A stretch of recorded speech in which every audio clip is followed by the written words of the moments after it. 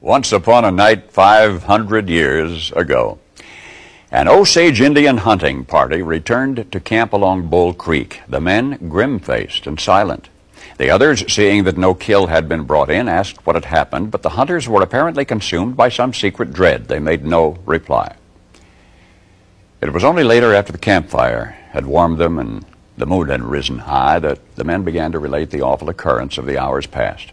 They had been pursuing a bear, they said. They had ventured into unfamiliar hunting ground on a ridge high above the valley of the White River, and it was atop this ridge that the hunters discovered a deep chasm. The bear had retreated to a rock ledge partway down. One young brave went after it. Both fell. But when the other men peered over the crater's edge, expecting to see the lifeless bodies of the hunter and his prey at the bottom, instead they saw nothing.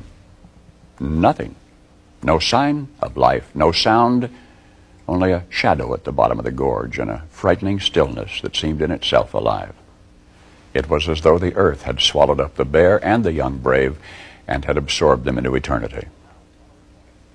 Now, the following morning, with uncharacteristic trepidation, the hunters returned to the ridge. They made their way cautiously to the steep sides of the mysterious chasm, and at the bottom, some 90 feet below the rim, they found an opening. They found a hole, and beyond the hole, an utter void, from which emanated distant, echoing, unearthly sounds.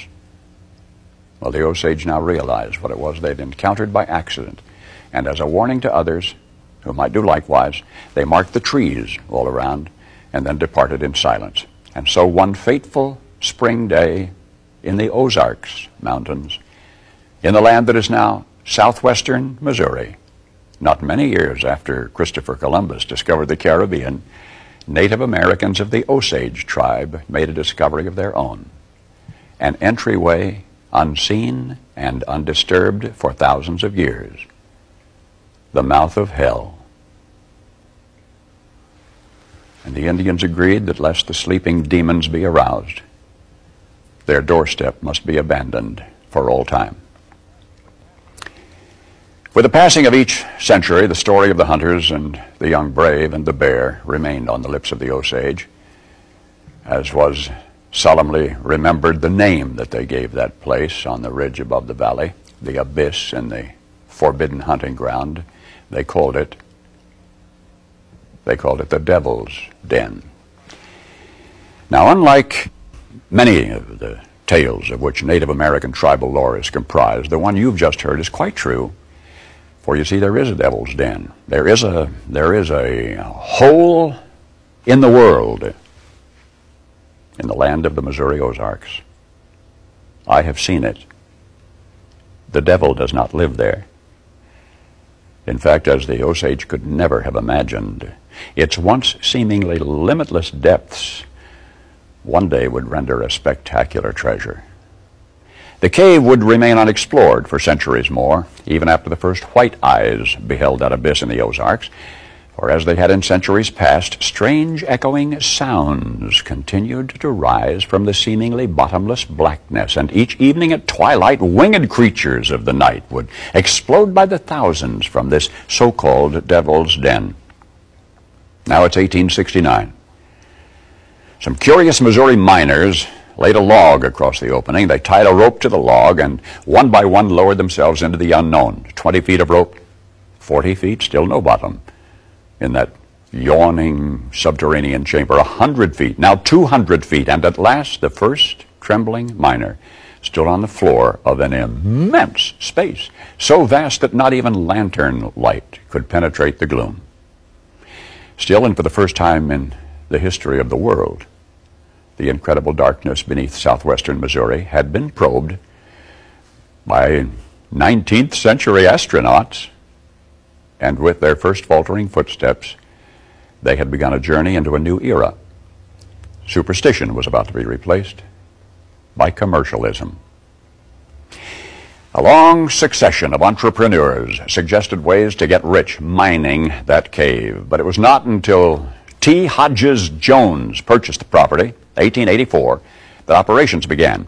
You see, at the bottom of the first enormous cavern had accumulated tons of natural fertilizer in the form of bat dung, and with its high nitrate content, it could also be used for gunpowder after processing. It took 3 years for miners to remove all of that. And yet, while the mining company did manage to show a slight profit for their efforts, certainly nobody got rich. But then somebody recalled that the original explorers had suspected the presence of marble. Ooh, indeed, if this were true, such a cave, the dimensions of the first chamber alone, measuring hundreds of feet in all directions, would yield a fortune in marble. But the white stuff protruding in some places turned out to be limestone instead. Neither was there lead in the caverns, as some had once hoped.